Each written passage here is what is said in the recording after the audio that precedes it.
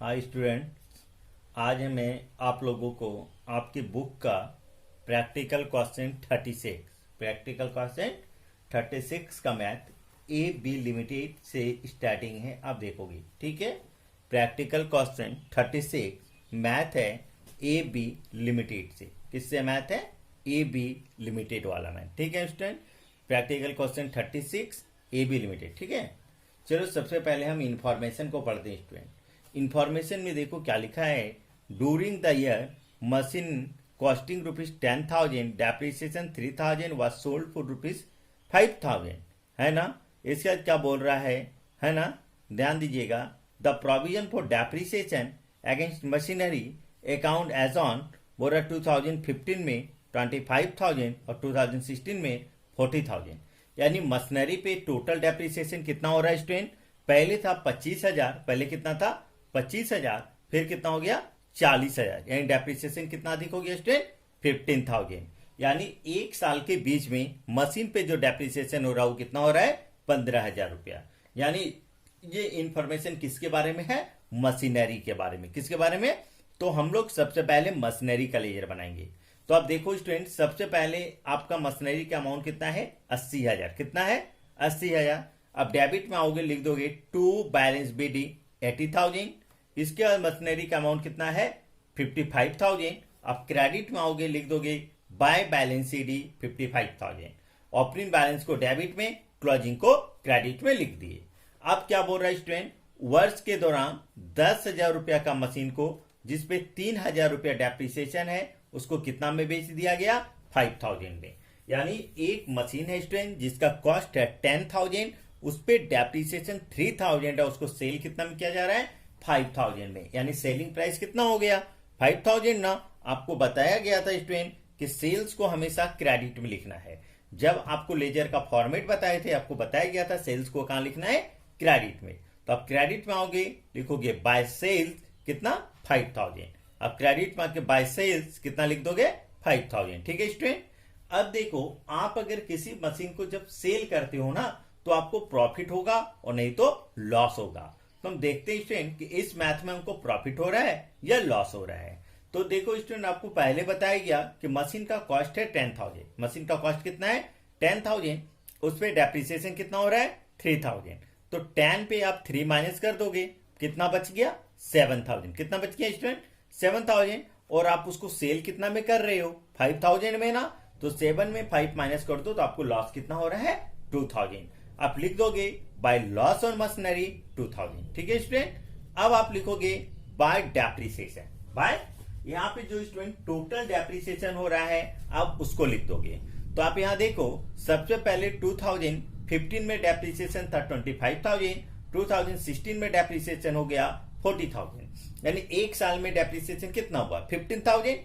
और जिस मशीन को सेल किया गया, मतलब जिस मशीन को बेचा गया, उस पर डेप्रिसिएशन कितना था? 3,000। तो 15,000 और 3,000 कितना हो गया?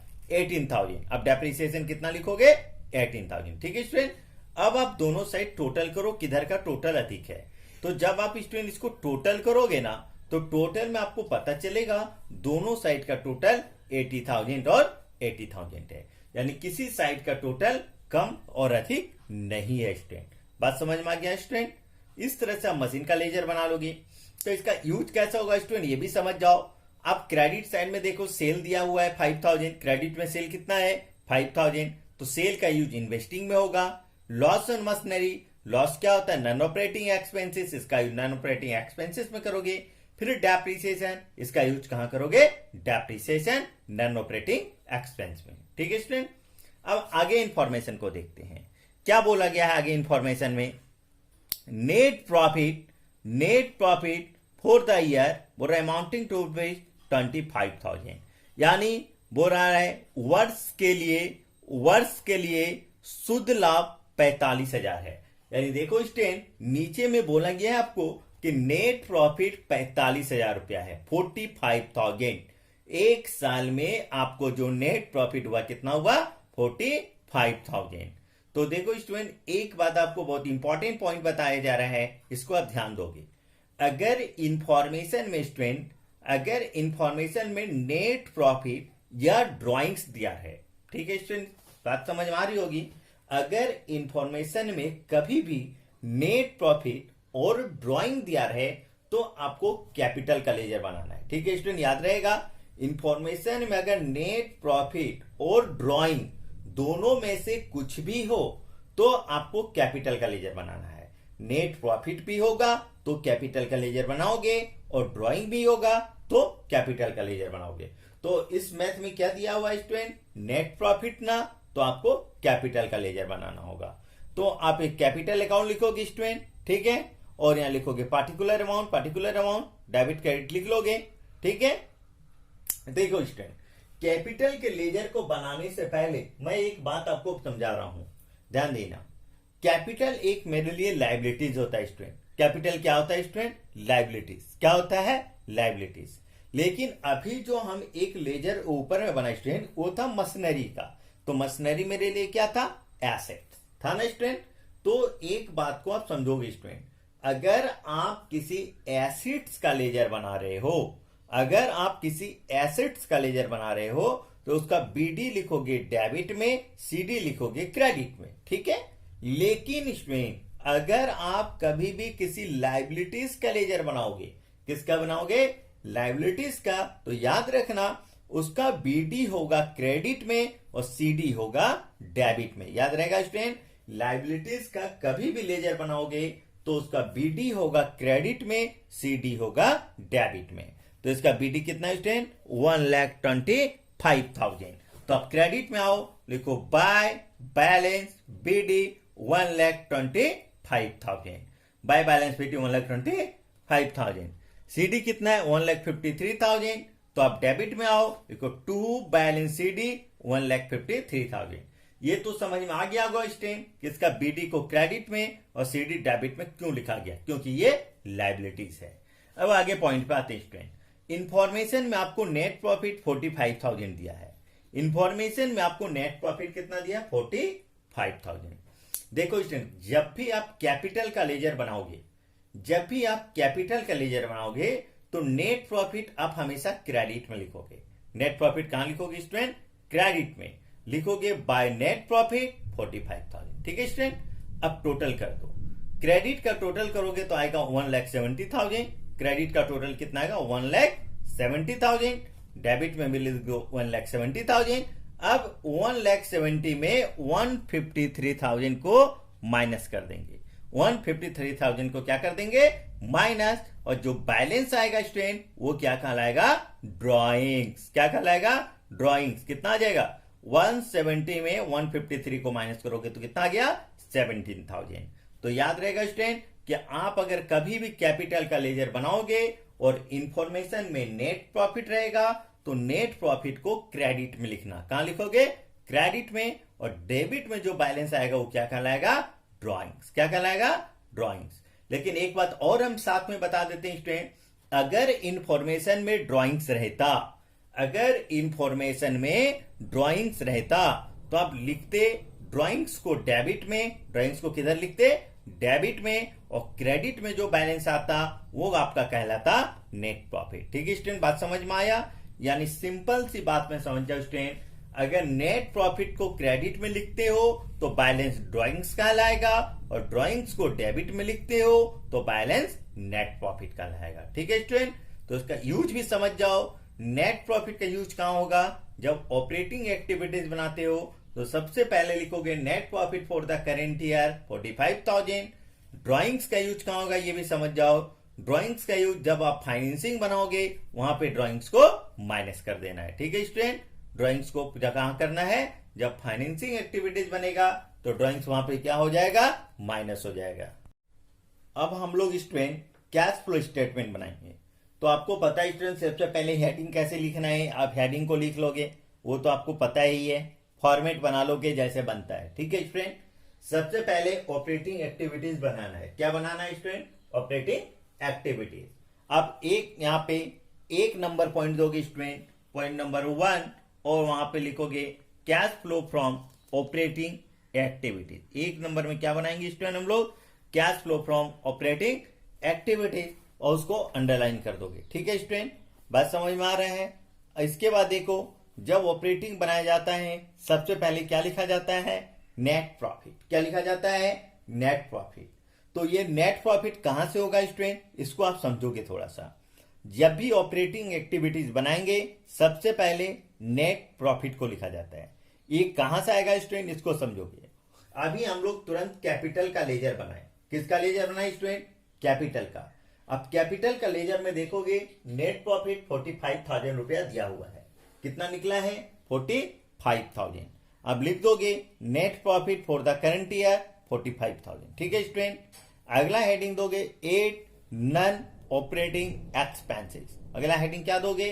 8 नॉन ऑपरेटिंग एक्सपेंसेस, और इसको क्या कर दोगे? अंडरलाइन।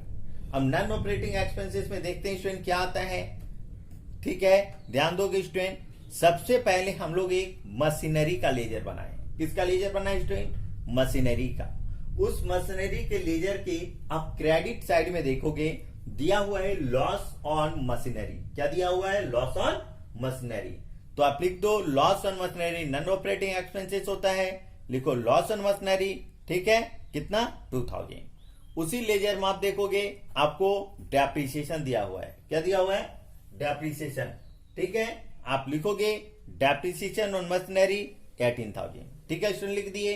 बात समझ में आ रहा है? अब उस लेजर में कोई भी नॉन ऑपरेटिंग एक्सपेंसेस नहीं है।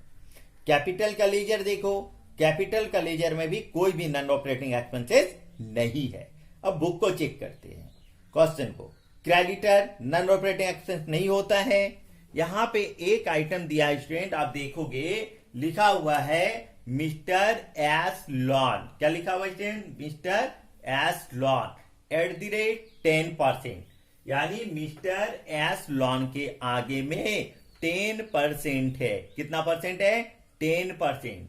हम आपको बताए थे स्टूडेंट कि अगर इस लॉन के आगे में 10% है मतलब ये हुआ कि आपको 10% इंटरेस्ट पेड करना है। कितना इंटरेस्ट पेड करना है? 10%। तो स्टार्टिंग शुरू का ओपनिंग बैलेंस कितना है? 25,000 है ना स्टूडेंट। इसका आप 10% निकालोगे तो कितना आएगा? 2,500। आप लिख दोगे।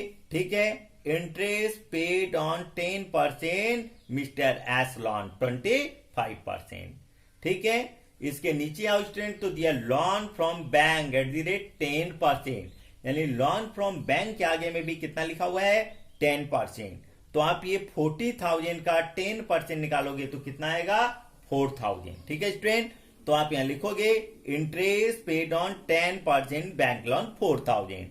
ठीक है स्टूडेंट, देखो अगर लोन के आगे में कोई परसेंटेज लिखा रहे तो उसका आप इंटरेस्ट निकाल के लिख दोगे। ठीक है, कहां पे? नॉन ऑपरेटिंग एक्सपेंसेस में। एक बात और याद रखना स्टूडेंट, आपको बताया गया था कि ये जो आप इंटरेस्ट को निकाल कर यहां लिखे वो ठीक है। इसके बाद जब आप फाइनेंसिंग एक्टिविटीज बनाओगे, क्या बनाओगे? फाइनेंसिंग, तो ये दोनों इंटरेस्ट वहां पे क्या हो जाएगा? लेस हो जाएगा, क्योंकि ये पेड है। पेड मीन पेमेंट करना। ठीक है स्टूडेंट, तो कभी भी आप फाइनेंसिंग बनाओगे तो जो इंटरेस्ट पेड किए उसको वहां पे क्या कर दोगे? माइनस। अब देखो, अब कोई भी नॉन ऑपरेटिंग एक्सपेंसेस नहीं है। ये चारों आइटम को प्लस कर लो तो आएगा 26,500। ठीक है, ऊपर में प्रॉफिट कितना है? 45,000। इसमें इसको प्लस करोगे नीचे हो जाएगा 71,500। अगला हेडिंग दोगे less non operating income. Less non operating income.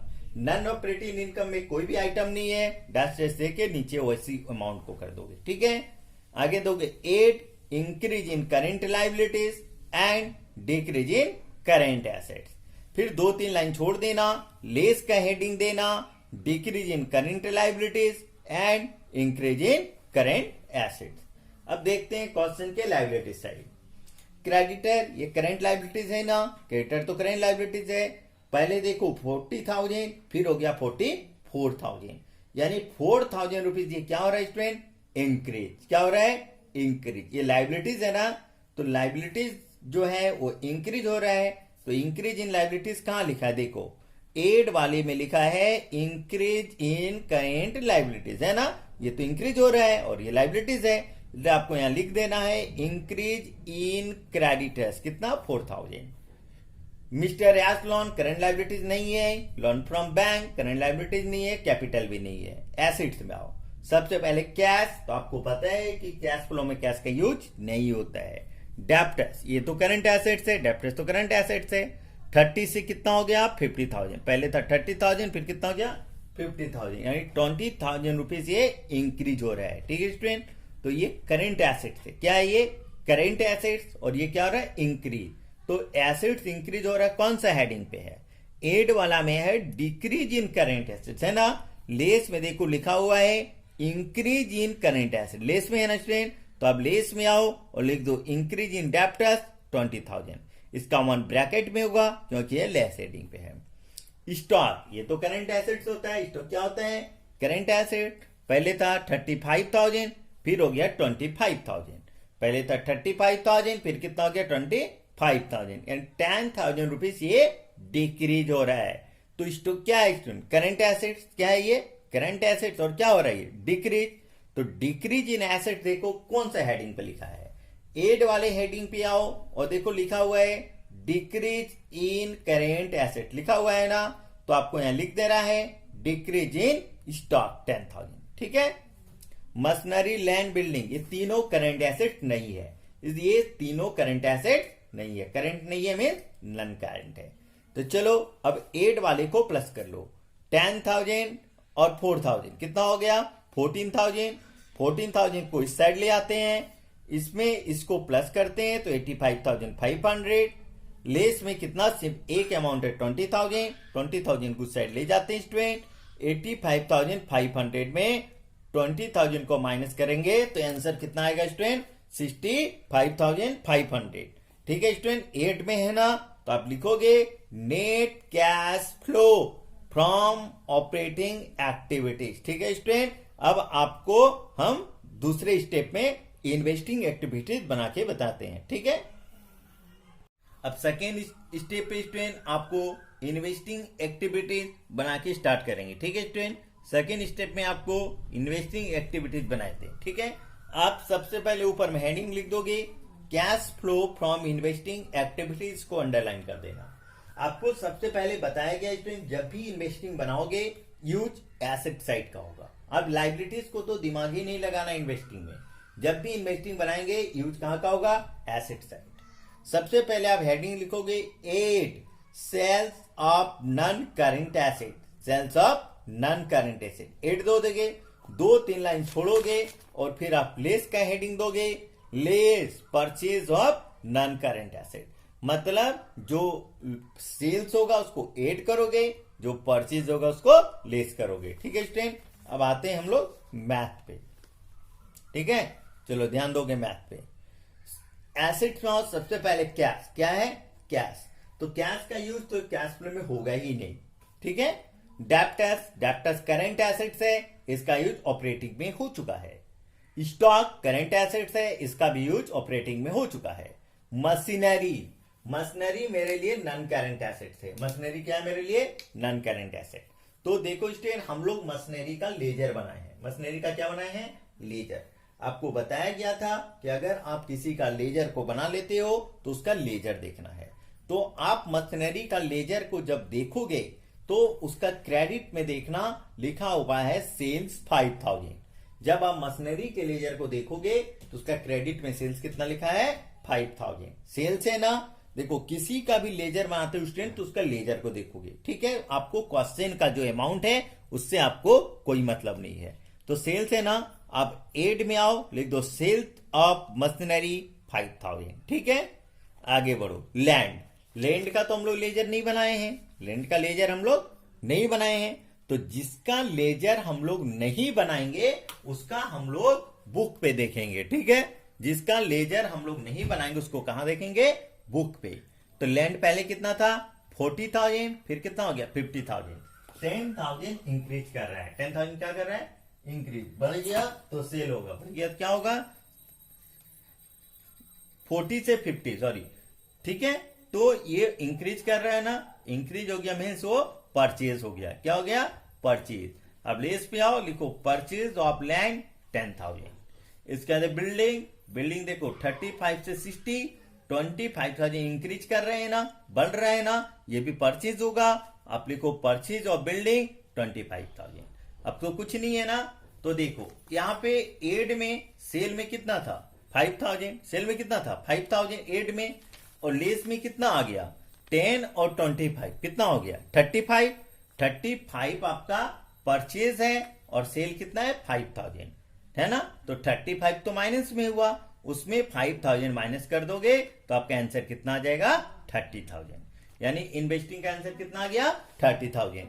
आप लिखोगे net cash used in investing activities. क्यों? क्योंकि इसका आंसर 30,000 रुपीज माइनस में आया, इसलिए आप किसका यूज करोगे यूज्ड का। ठीक है, यहाँ पे इन्वेस्टिंग कंप्लीट हो गया। अब आपको अगले स्टेप में हम फाइनेंसिंग बताएंगे। ठीक है स्टूडेंट, फाइनेंसिंग तीसरा स्टेप में आप लिखोगे, पहले 3 नंबर स्टेप आप लिखोगे cash flow from financing activity, और इसको अंडरलाइन कर दोगे। Cash flow from financing activity, इसको क्या कर दोगे अंडरलाइन। आपको बताया गया इसमें जब भी आप फाइनेंसिंग एक्टिविटीज को बनाओ तो कोई हेडिंग नहीं देना है, कोई एड और लेस का हेडिंग नहीं देना है, सिर्फ जो लेस होगा उसको ब्रैकेट कर देना है। ठीक है, चलिए क्रेडिटर का यूज तो ऑपरेटिंग में हो चुका है, क्रेडिटर का यूज ऑपरेटिंग में हो गया, तो ये तो नॉन करंट नहीं है। मिस्टर एस लॉन, ये तो नॉन करंट है क्योंकि इसका यूज ऑपरेटिंग में नहीं हुआ है। तो देखो पहले था ये 25,000, फिर यहाँ पे कुछ भी नहीं है, ध्यान देना स्टूडेंट। मिस्टर एस लॉन पहले था 25,000, फिर कुछ भी नहीं है, तो घट गया ना, डिक्रीज हो गया ना। तो अगर किसी का अमाउंट अगर कम होता है तो वो पेमेंट, और वो इंक्रीज होता है तो इशू, तो ये कम हो रहा है ना, यानी पेमेंट हो गया। तो आप लिखोगे यहाँ पे, ठीक है, payment of mister S lawn 25,000 bracket कर दोगे। इसके बाद दिया है loan from bank, loan from bank 40 से 50,000, ये इंक्रीज हो गया। लोन फ्रॉम बैंक 40 से 50,000, 10,000 क्या हुआ इंक्रीज, मतलब इशू हो रहा है। अब लिखोगे issue of loan from bank 10,000, ये इशू हो रहा है इसलिए इसको ब्रैकेट नहीं करोगे। कैपिटल का तो हम लोग लेजर बना चुके हैं, कैपिटल का हम लोग क्या बनाए हैं लेजर, इसलिए कैपिटल का यूज यहाँ पे नहीं होगा। ये याद रखो स्टूडेंट कि कैपिटल का हम लोग लेजर बनाए हैं, इसलिए उसका यूज फाइनेंसिंग एक्टिविटीज में नहीं होगा। अगर कैपिटल का लेजर नहीं बनाते तो कैपिटल का यूज फाइनेंसिंग एक्टिविटीज में होता। अब आगे ध्यान देना कि हम लोग कैपिटल का जो लेजर बनाए हैं, कैपिटल का लेजर को आप डेबिट साइड में देखोगे, वहां पे बैलेंस जो आया है वो ड्राइंग्स आया है। क्या आया है ड्राइंग्स। आपको शुरू में बताया गया था कि अगर वहां पे ड्राइंग्स को फाइनेंसिंग में लेस करना है, ड्राइंग्स को फाइनेंसिंग में क्या करना है लेस कर देना है। ठीक है, तो आप क्या करोगे, यहां लिखोगे पेमेंट ऑफ ड्राइंग 17,000। याद रखना है कि अगर ड्राइंग्स हो तो उसको हमेशा फाइनेंसिंग में लेस कर देना है। ठीक है, आगे देखो, हम यहाँ पे मिस्टर एस लॉन का 10% इंटरेस्ट निकाले थे तो 2,500 आया था। तो जो इंटरेस्ट हम निकालते हैं स्टूडेंट, आपको बताया गया है सबसे पहले उसको नॉन ऑपरेटिंग एक्सपेंसेस पे लिखेंगे, फिर जब हम फाइनेंसिंग बनाएंगे तो वो इंटरेस्ट पेड को वहां पे लेस कर देंगे। तो आप लिखोगे interest paid on bank loan, interest paid on mister S lawn.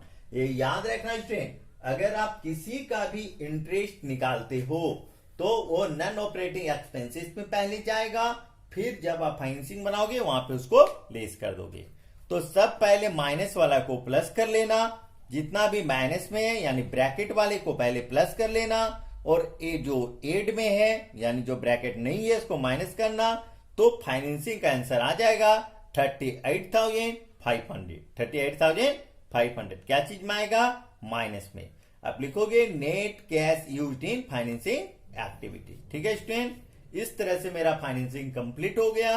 अब आप आंसर चेक करोगे। आंसर चेक कैसे करोगे, आंसर चेक करने के लिए आपको पहले भी बताया गया है, आंसर चेक करने के लिए सब कैश और बैंक का यूज करोगे। तो कैश पहले कितना है 10,000 है ना, कैश कितना पहले 10,000, ये ओपनिंग बैलेंस है। आप लिखोगे opening balance of cash 10,000, opening balance कितना लिखोगे 10,000। ठीक है स्टूडेंट, कितना लिखोगे 10,000। इसके बाद क्या करोगे, तीनों का जो आंसर है ऑपरेटिंग इन्वेस्टिंग फाइनेंसिंग, तीनों के आंसर को आप आपस में कैलकुलेट कर लेना। तो 3,000 रुपया माइनस में आएगा। 3,000 रुपया क्या चीज में आएगा, माइनस में। आप लिखोगे नेट डिक्रीज इन कैश 3,000। ठीक है, तो 10 में जब डिक्रीज है ना, यानी माइनस है, तो 10 में 3 चला जाएगा, कितना बचेगा, 7,000। अब देखो कैश का क्लोजिंग बैलेंस कितना है, यहाँ पे 7,000 है ना, तो यहां लिख दोगे क्लोजिंग बैलेंस ऑफ कैश 7,000। ठीक है स्टूडेंट, इस तरह से ये मैथ बन के मेरा कंप्लीट हो गया। अगर इस मैथ में किसी को प्रॉब्लम हो आप लोग पूछ सकते हो।